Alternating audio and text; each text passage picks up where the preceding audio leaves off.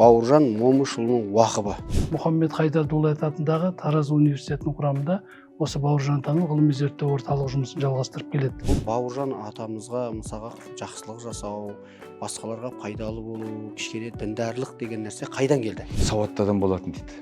Алғаш кезінде ескіше хаттанды. Ауылдағы анша-мұнша жазатын нәрсе болса, мен әкем өп жүгінетін дейді. Сондықтан да бұл кісі өмірінің соңында, тіпті сол бала күннен бастап сөзге қатты мән беріп, жазу сызумен айналысып, соңында үлкен жазушы атанып кеткен. Оның қалдырған уақыбы сол өзінің артында қалған өлмес өшпес мұралар болса керек. Енді сөз шынымен де қарасаң, ол да ілім, өйткені тәрбиелеу, ол жерде бауырмалдыққа неғылу, былай айтқанда жақсылық жасау. Шығыс әдебиетін өте терең білген. Алаш рухты азаматтармен ауызданып өскен. Баукеңнің өзінің жазған материалдарына қолым жетпей жатыр. Оның бірі мына өзіміздің Мәскеудегі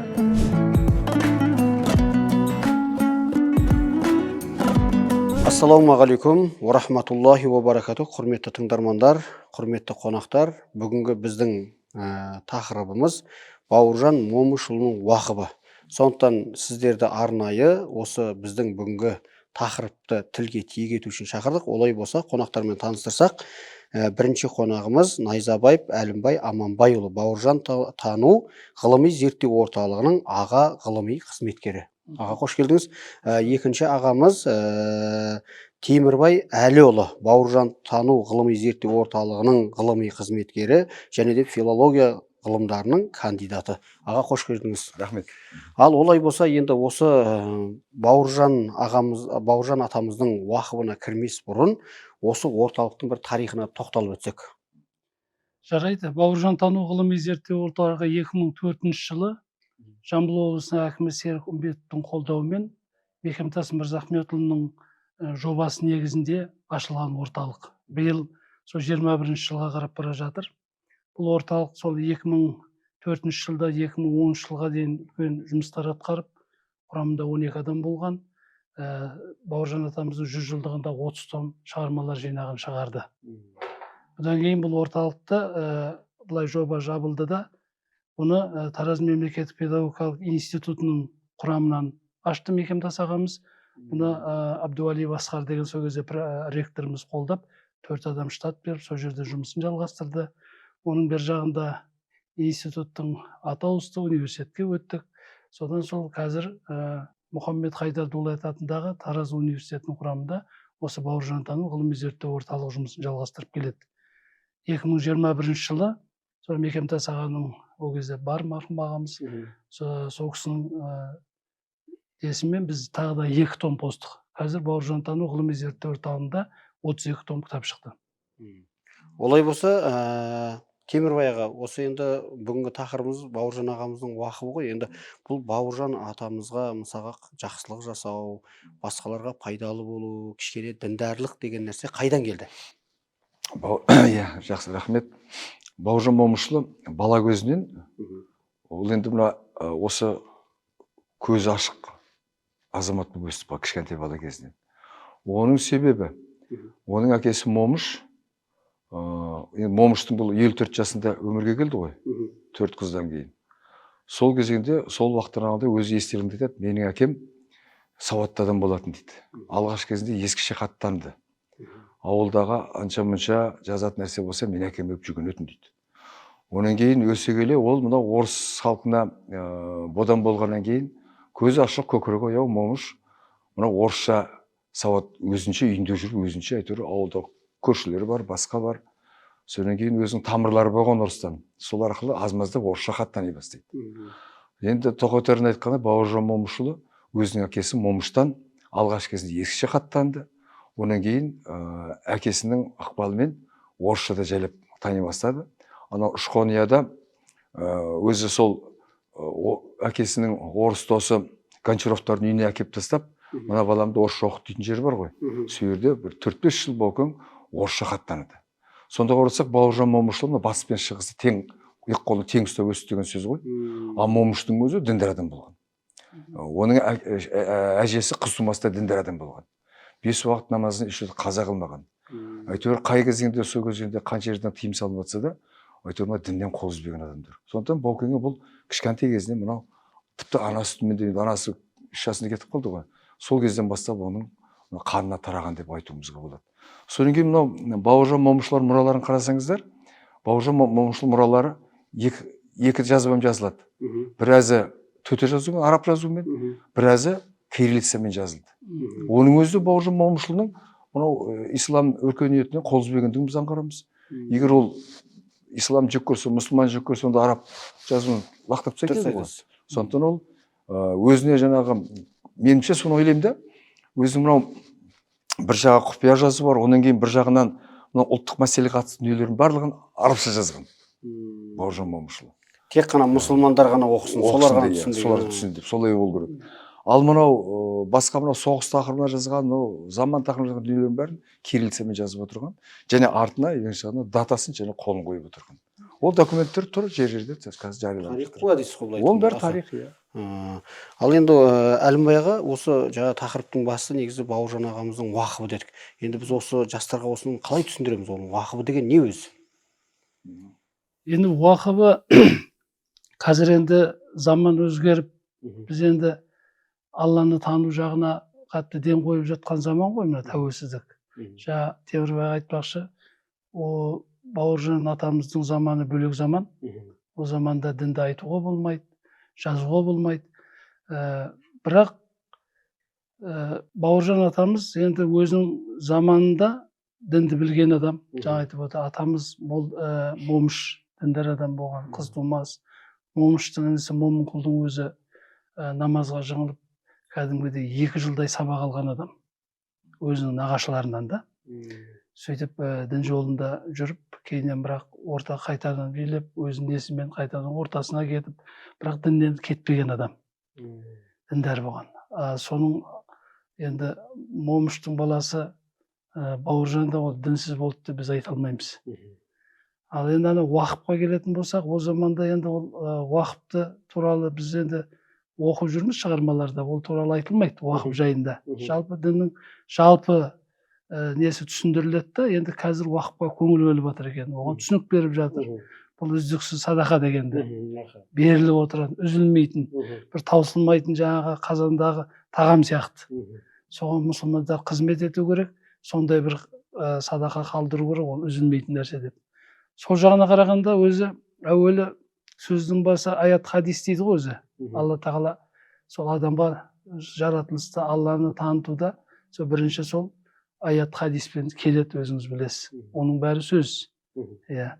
Сондықтан да бұл кісі өмірінің соңында, тіпті сол бала күннен бастап сол сөзге қатты мән беріп, жазушымен айналысып, соңында үлкен жазушы атанып кеткен. Оның қалдырған уақыбы сол өзінің артында қалған өлмес өшпес мұралар болса керек. Біз сол мұраларын жинастырып халыққа ұсынбақшымыз. Әдем. Дұрыс айтасыз аға. Мынау енді шариғи неде уақыптың жаңағы анықтамасын бергенде, сол жаңағы халыққа пайдалы тиетін нәрсе дейді. Енді пайғамбарымыздың хадисінде де адам өлгеннен кейін 3 нәрсе жалғасын болады. Соның біреуі жаңағы ілімі дейді ғой. Енді сөз шынымен де қарасаң, ол да ілім, өйткені тәрбиелеу, ол жерде бауырмалдыққа неғылу, былай айтқанда жақсылық жасау. Енді Темірбайға сізге қояйын, осы Бауыржан ағамыздың уақыбы дегенде сіз нені түсіндіре алар едіңіз мысалға? Менде бұл Әлімбайдың айтқанымен алыс кетпеймін.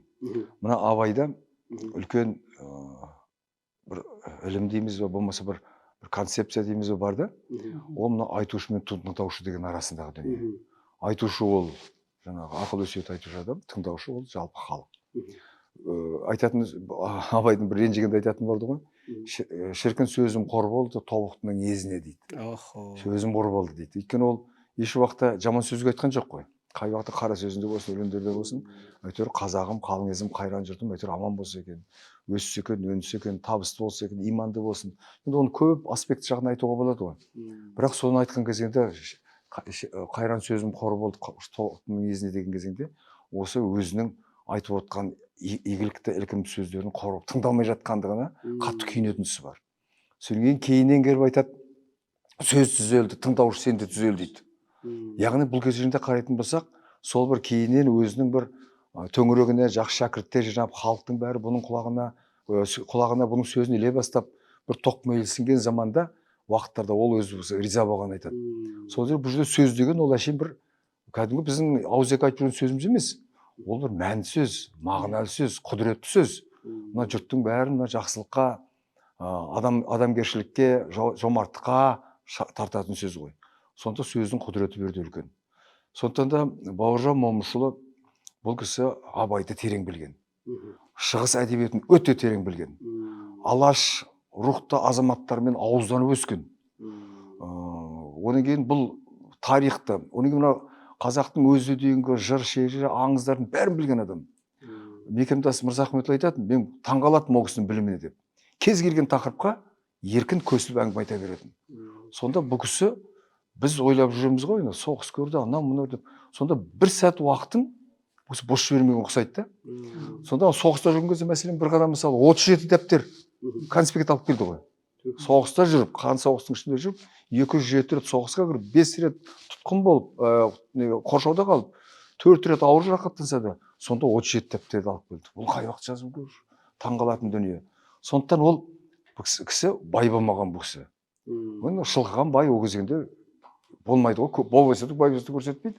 Бірақ бұл кісінің байлығы сол сөзінде. Анау өзінің естелігінде ең айтатын жері бар. Сол 72 жасында кетті ғой бұл кісі. Сол соңғы өмірінде болу керек.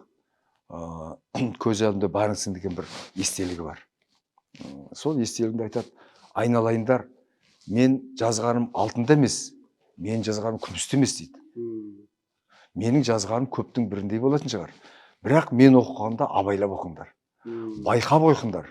Сараптап зерттеп оқыңдар. Шешім шығаруға ойланбаңдар. Қажетін өздеріңе пайдаланыңдар деп соңғы нүктесін қоятын кез бар. Демек ол біліп отыр, өзінің жазғаны әйтеуір 10 жыл өтер, 20 жыл өтер, 100 жыл өтер, әйтеуір бір қажет келетін сезді ғой.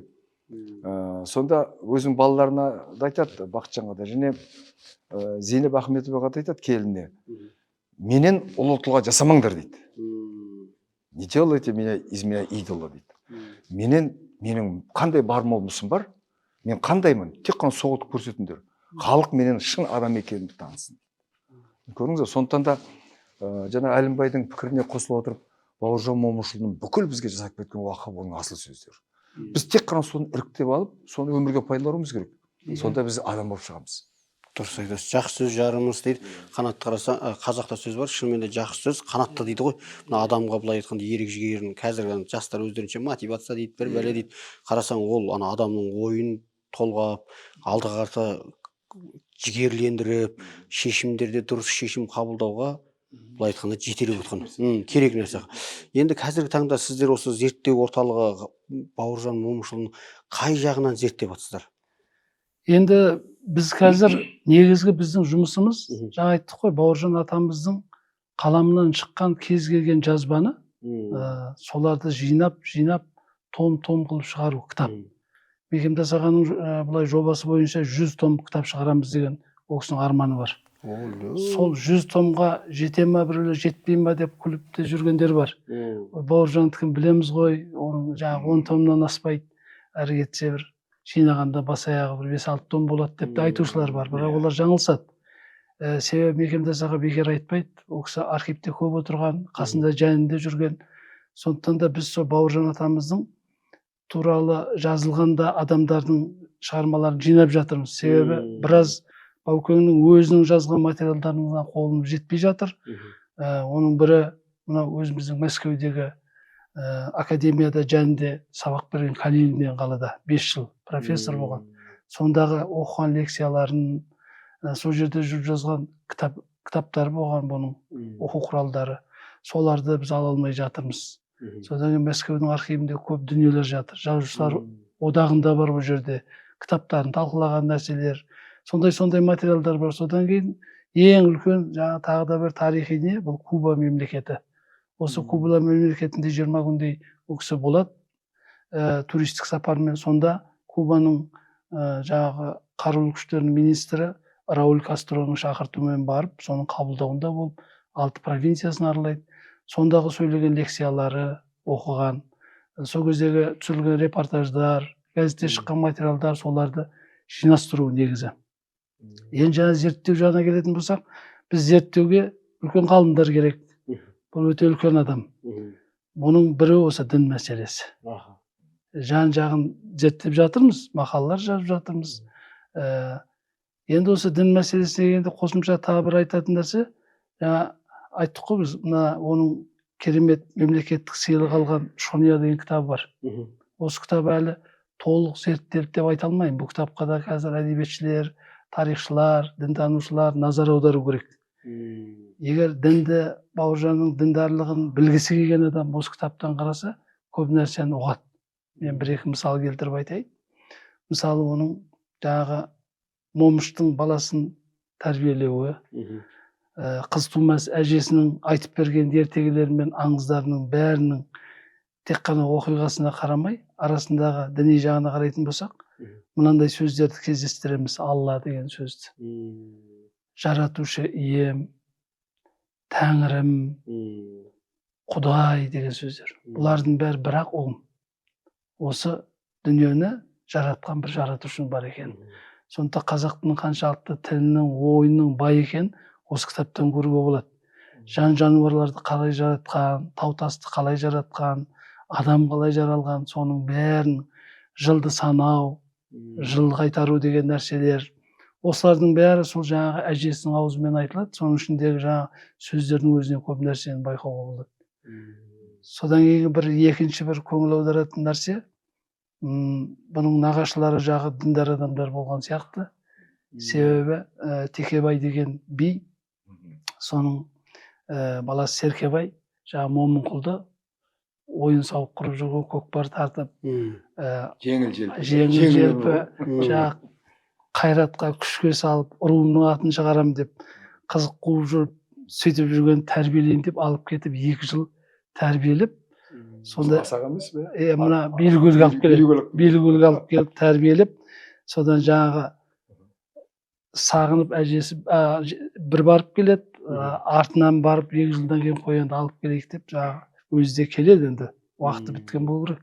Сонда танымай қалады ауылы. Басына шалма ораған, үстінде ұзын ақ халат, қолында Құран кітабы, құманды алып 5 мезгіл жүгіріп жүрген ана достары да, туған туыстары да таң қалады. Сөйлеген сөзі бөтен. Соны көріп, кейін бірақ уақыт ала береді де, қайтып жаңағы жолға түсе бастайды ол. Бірақ ол кісі кейін ақыл есі бар, отырғанда ойын сауықта қисса дастандар, жырлар айтып отқанда, жаңағы діни тақырыптағы әңгімелерді айтқанда елдің аузы ашылып қалады. Сонда ана діннен де хабары бар, қазақтың салт дәстүр жырынан да хабары бар. Сол ағасы керемет болады ғой. Тіпті соғысқа кетіп баратқанда, Бауыржанмен қоштасқанда, сол Момынқұл бір аятты оқып, тұмар қылып тағып жіберетін, тағып кетті. Соны 4 жыл соғыс болады ғой. Соғыстан кейін де біраз жыл жүреді Баукен. Соны келгеннен кейін бір есіне түсіп, баяғы гимнастеркасындегі нені ашып көрейінші, некем ол кезде дүниеден өтіп кеткен. Көке дейді ғой енді. Көкесі дүниеден өтіп кеткен. Көкемнен не қалды деп ойланып отқанда бір тұмар қалған екен. Сол тұмарды ашып оқыса, сол жаңағы Фатиха сүресі сол екен. Соны оқып отырып, көкем мына бір жерде қателік оқып жіберіпті ғой, жазып жіберіпті ғой деп жөндеп қойдым деп, өзінің жазатыны бар. Біз ана зерттегенде көргеніміз ғой. Сонда бұл кісілер енді солның арқасы болу керек. 40 жыл қырғын болғанда да аман қалғандардың біреуі менмін дейді Бауыржан. Талай адамдар дүниеден өтті, талай батырлар кетті. Бірақ мен енді сол бір қалуды сол біз ойлаймыз, осы Құранның менің арқасы шығар. Себебі өзі де оқып жүреді ғой, молданың баласы болғаннан кейін. Дұрыс.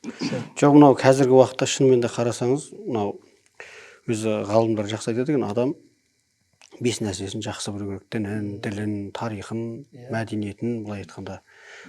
Дәстүрін қазір қарап тұрсаң, көп адам тарихын білмейді. Бір адамның аты аталса, тек қана жаңағы елдер айтқандай, ол бір қолбасшы, тек қана соғысқандай. Мысалы, бүгін сіздермен біраз сырласып, мысалы Бауыржан атамыздың шынымен де діндар болған, одан барып жаңағы соңғы былай айтқанда көп еңбектерінің бәрі садақа, былай айтқанда уақып қылып, елге былай айтқанда пайдасы тисін деп тастап кеткенін, сол мақсатты көздегенін көріп отырмық.